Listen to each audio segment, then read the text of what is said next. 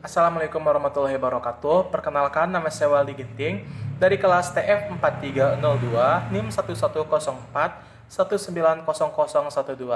Saya dari kelompok 10 akan mempresentasikan proposal PKM GT yang berjudul tentang thorium sebagai pembangkit listrik tenaga nuklir atau PLTN.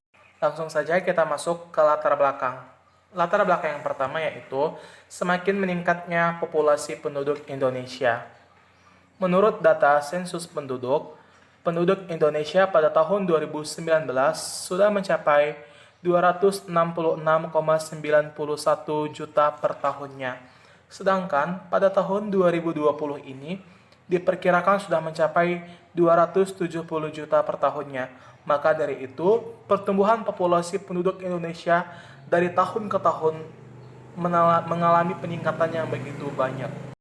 Yang kedua itu, semakin meningkatnya kebutuhan energi.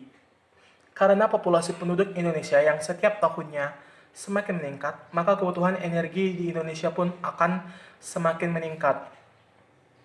Karena aktivitas manusia dalam penggunaan energi dari waktu ke waktu akan mengalami peningkatan mulai dari bahan bakar sampai energi listrik.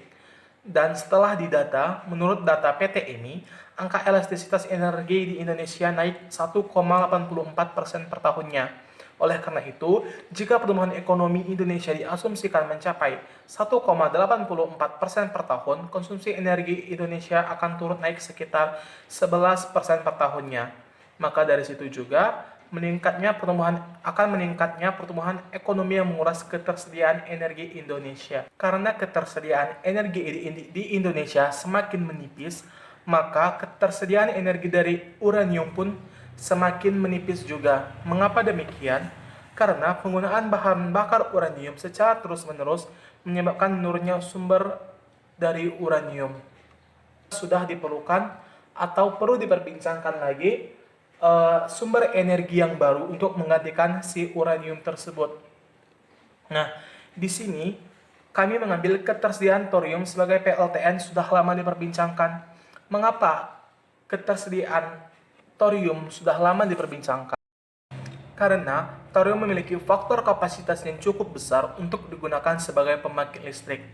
Thorium merupakan bahan bakar yang memiliki densitas energi terpadat. Alhasil, 1 ton thorium yang hanya sebesar bola basket dapat menjadi bahan bakar pembangkit listrik berdaya 1000 mW selama 1 tahun. Thorium sendiri juga dapat berlangsung lama dan strategi efektif dan efisien. Pengembangan thorium dapat digunakan untuk kepentingan jangka panjang. Nah, sedangkan uranium membutuhkan 200 ton untuk menghasilkan 1000 mW per tahunnya. Setelah Batan merilis pada tahun 2016, ternyata ketersediaan thorium itu mencapai 210.000 sampai 270.000 ton yang ada di Bangka Belitung, di Sulawesi Barat, dan di Sulawesi Barat. Juga Batan sudah merilis untuk tahun 2017, tahun 2023 sampai tahun 2025, thorium akan menghasilkan 400 mW per tahunnya. Maka dari itu sudah dapat kita katakan bahwa ketersediaan atau kapasitas energi dari thorium 3 kali lebih besar dari uranium. Maka sudah sangat benar jika thorium digunakan sebagai pengganti uranium sebagai sumber energi untuk masa depan. Tujuan dan manfaat dari thorium sebagai PLTN yang pertama yaitu kita memanfaatkan ketersediaan thorium sebagai sumber energi PLTN di Indonesia. Yang kedua, kita dapat meningkatkan kesejahteraan ekonomi penduduk. Yang ketiga, kita dapat memenuhi kebutuhan energi di masa depan. Nah, sedangkan untuk gagasannya, yang pertama yaitu kita melihat kondisi terkini. Yang dimaksud dengan kondisi terkini, kita melihat sumber energi thorium yang sudah ada di Indonesia.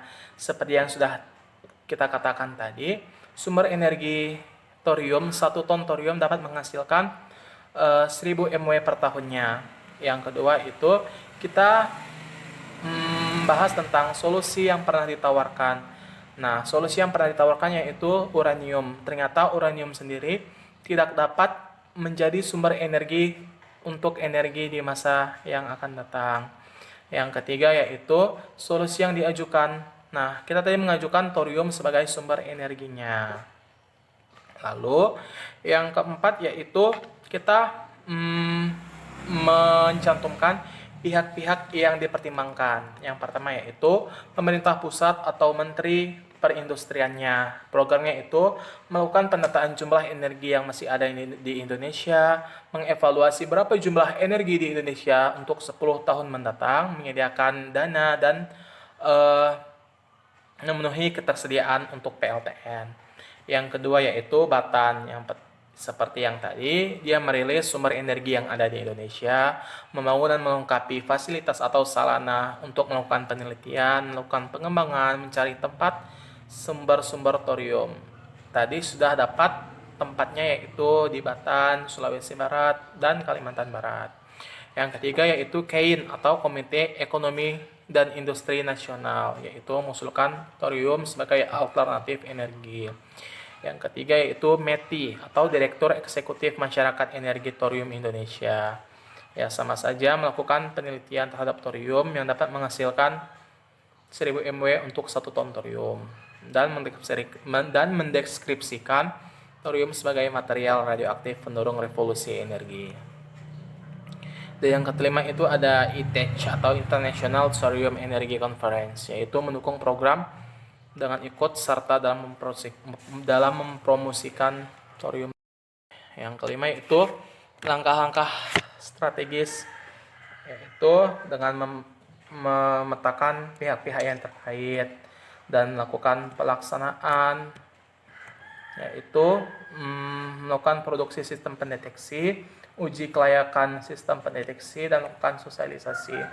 Dan yang terakhir yaitu monitoring dan evaluasi. Yaitu pada tahap ini, pemerintah pusat maupun daerah beserta Batan memantau pelaksanaan program dan uji kelayakan sistem.